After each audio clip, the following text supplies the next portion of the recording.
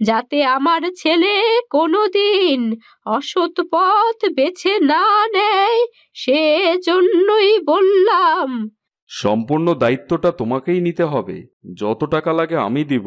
তুমি রানীর জন্য একটা হীরের নেকলেসের ব্যবস্থা করো। অনেক বড় একটা কাজ আছে, রাতে এসে আমার সাথে দেখা করবি। কাকপক্ষীতেও যেন টের না পায়, দেয়ালেরও কান আছে। এখন এসব কথা আর কিছু বলা যাবে না।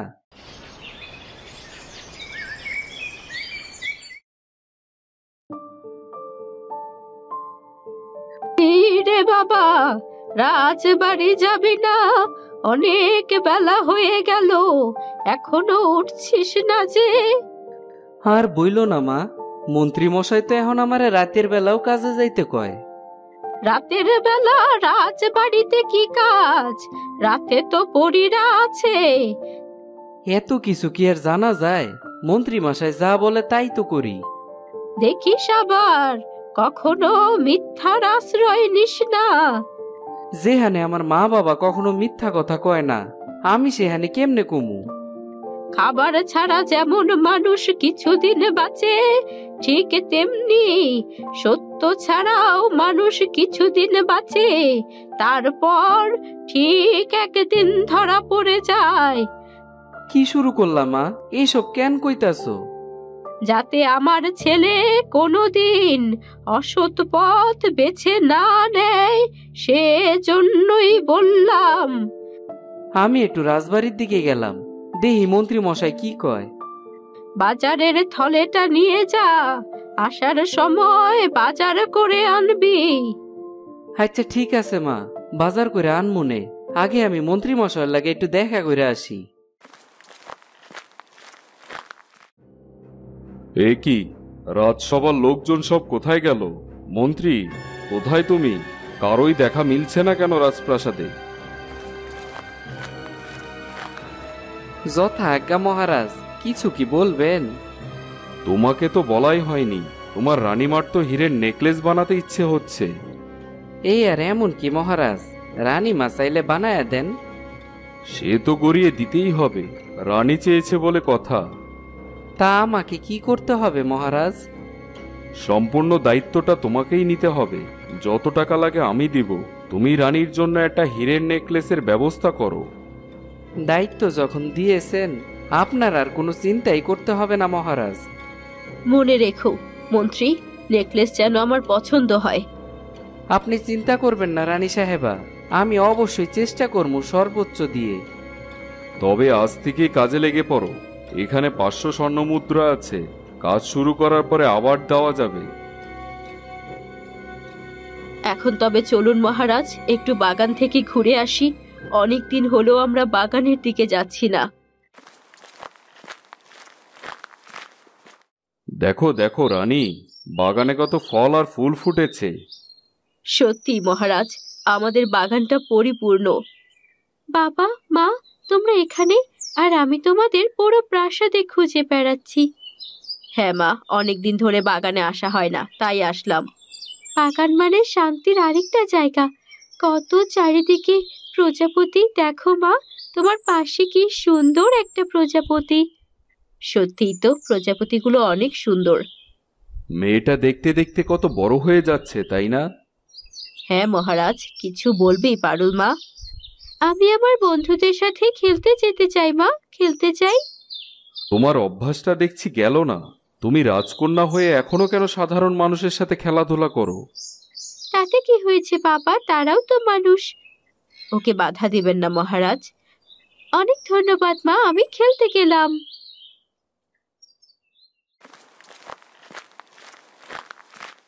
মন্ত্রী মশাই, আজকে কি কোনো কাজ আছে? অনেক বড় একটা কাজ আছে, রাতে এসে আমার সাথে দেখা করবি। কাকপক্ষীতেও যেন টের না পায়, দেয়ালেরও কান আছে। এখন এসব কথা আর কিছু বলা যাবে না, রাতে এসে আমার সাথে দেখা করবি। আচ্ছা ঠিক আছে, আজকে কিছু টাকা দিবেন কি? এই টাকাগুলি রাখ, বাকি কাজ করার পর বাকি টাকাগুলি দিয়ে দিব। আচ্ছা ঠিক আছে মন্ত্রী মশাই, আমি তবে আসি। যাই, একটু পুকুর পাড়ের দিকে যাই। এ কি, এখানে এতগুলো টাকা কোথা থেকে এলো? এই টাকার মালিক কে? আমি কিভাবে খুঁজে পাবো? বুড়ো বয়সে চলতেই পারি না। যাই, বাড়ি যাই। আজকাল বাজারের অবস্থা তেমন একটা ভালো না, জিনিসপত্রের দাম অনেক বাইরে গেছে। মা, কই তুমি? এই লো বাজার। আজ না রাস্তায় কিছু টাকা পেয়েছি। কি কইতাছো তুমি? উপরওয়ালা থাইলে আমগো দিকে চাইছে, টাকাগুলি দেও আমারে। কি বলছিস বাবা? প্রকৃত মালিককে তো টাকা ফিরিয়ে দিতে হবে। ফেরত দিতে পারবো না, আমারে টাকাগুলি দাও তো। এই হলো তোর শিক্ষা? আমার ছেলে হয়ে এই কথা বলছিস? তোমার সত্যবাদিতা রাখো তো মা, গ্রামে তুমি একমাত্র সত্যবাদী মহিলা, আর কে সত্যি কথা কয় কও তো? আমি সব কিছু করতে পারি, কিন্তু কখনো মিথ্যার আশ্রয় নেব না। কেউ তোমারে কোনো কিছু জিজ্ঞাসা করলে তুমি কইবা টাকা পয়সা আমি দেখি নাই। এই কাজ আমি কখনো করব না। তাইলে এখনই বাইরে যাও তুমি এই বাড়ির থেকে। আমারে টাকাগুলি না দিলে তুমি এই বাড়িতে আর থাকতে পারবা না। কি বলছিস? আমার বাড়ি থেকে আমাকে এই তাড়িয়ে দিচ্ছিস? হ, দিতাছি। টাকাগুলি আমারে দিলে তোমার কি ক্ষতি হইব কও তো?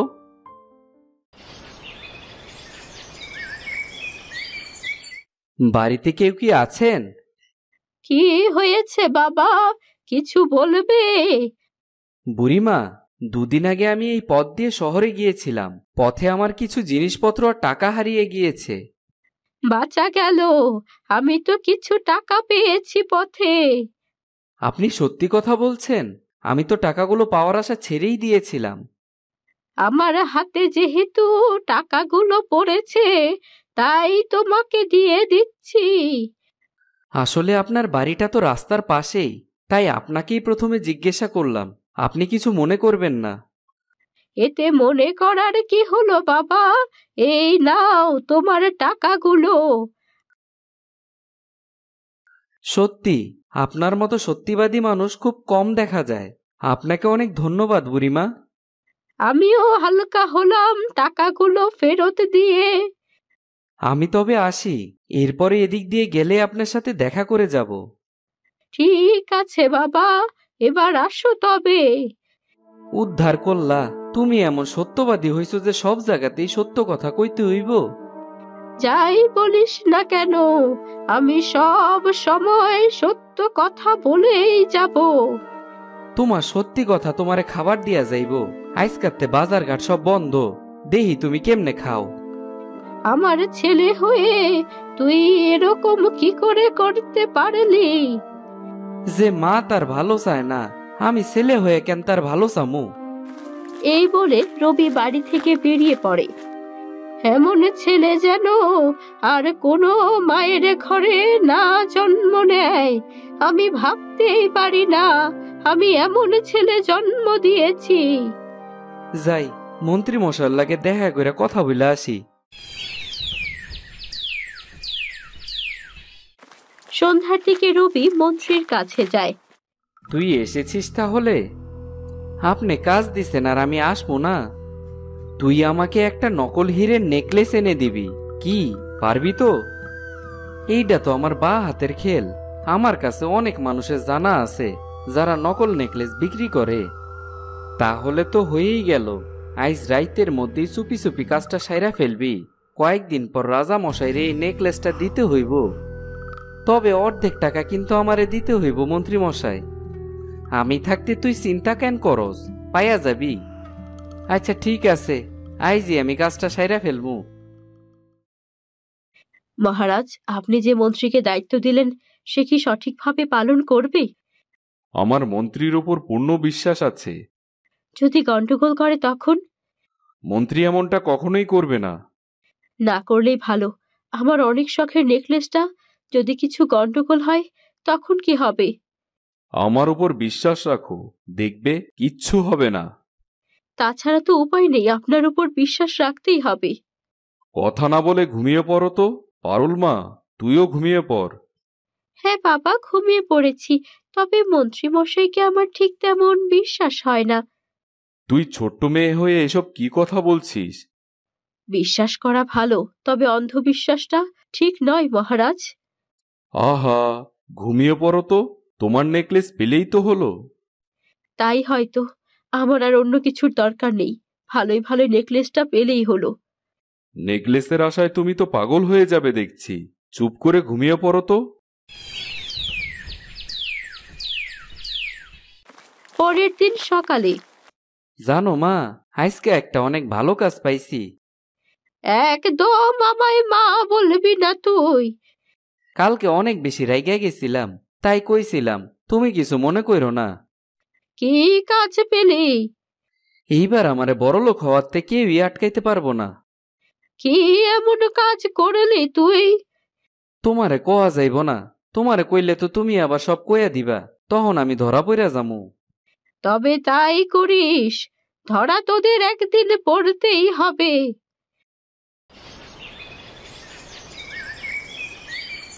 তা তোমার কাজ কত দূর মন্ত্রী? আমার কাজ শেষ মহারাজ, নেকলেস আমি নিয়ে আসছি। কোথায় সেই নেকলেস? আর দেরি করবেন না, তাড়াতাড়ি দিন, আমার যে আর তর সইছে না। এই নেন রানীমার হীরার নেকলেস, দেখেন কেমন ঝলমল করতাছে। কতদিনে আমার শখ পূরণ হলো আজ। দেখলে তো রানী, আমাদের মন্ত্রী কতটা দায়িত্বশীল। থামুন মহারাজ, না জেনে কাউকে দায়িত্বশীল বলবেন না। আরে বুড়িমা, আপনি হঠাৎ রাজপ্রাসাদে? আমার কিছু কথা আছে মহারাজ। হ্যাঁ বুড়িমা, আপনি নির্দ্বিধায় বলতে পারেন।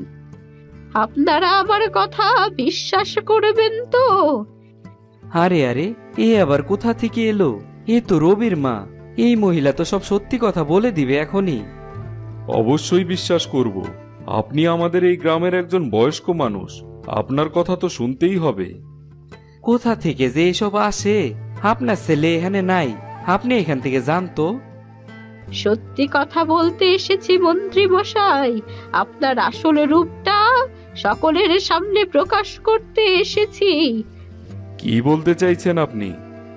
রানীবার গলার সেই হীরের নেকলেসটা আসল নেকলেস নয়, এটা একটা নকল নেকলেস।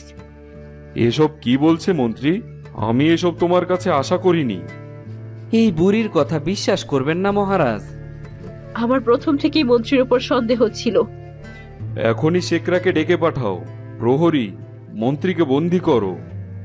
আপনি আমারে ভুল বুঝতাছেন মহারাজ। এখনই তা প্রমাণ হয়ে যাবে, কে ভুল বলছে আর কে সত্যি বলছে। আমারে ক্ষমা করেন মহারাজ, আমি মন্ত্রী মশাইয়ের লাগে হাত মিলে এই অন্যায় কাজটা করছি। হ্যাঁ মহারাজ, বুড়িমা একদম ঠিক কথাই কইছে, এই নেকলেস কোনো হীরার না। এই ছিল তোমার মনে মন্ত্রী? এভাবে তুমি আমাকে ঠকাতে পারলে? আমি তো শুধু একটু বড়লোক হইতে চাইছিলাম মহারাজ। তুমি আমার বিশ্বাস ভঙ্গ করেছো, তোমাকে সারা জীবনের জন্য কারাগারে পাঠানো হলো। আপনি ঠিক সময় না আসলে তো অনেক বড় সর্বনাশ হয়ে যেত। একদিন না একদিন সত্যের জয় হতোই। মন্ত্রীর সাথে ওকেও কারাগারে নিয়ে যাও। অসৎ লোকের সাথে এটাই হওয়া উচিত। আমার ছেলেকে আমি অনেক বলেছি, সে আমার কথা রাখেনি, তাই আমাকে ব্যবস্থা নিতেই হলো। আমি ভুল করছি মা, মিথ্যা মানুষের সত্যি একদিন না একদিন শেষ করে ফেলে। অনেক দেরি হয়ে গেছে। এই নিন বুড়িমা, এটা আপনার পুরস্কার। আপনার মতো সত্যবাদী এই গ্রামে আছে বলেই এই গ্রামটা টিকে আছে। আমি ধন্য, আমার রাজ্যে এমন একজন মানুষ আছে বলে, যে সত্যির কাছে তার নিজের ছেলেকে হারাতেও রাজি। পুরস্কার লাগবে না মহারাজ, আমি যে সত্য কথাটা সকলকে জানাতে পেরেছি, এটাই আমার প্রাপ্তি। এটা বললে হবে না বুড়িমা, আজ থেকে আপনি আমাদের সাথেই থাকবেন। আপনার সাথে থেকে আমরাও সত্য কথা বলা শিখবো। দাদিমা চলো, তোমাকে আবার বাগান ঘুরিয়ে দেখাবো। চলো দিদি ভাই, চলো। মিথ্যা যত বড়ই হোক না কেন, সত্যের জয় অনিবার্য। হ্যাঁ মহারাজ, আজ আবারও তা প্রমাণ হয়ে গেল।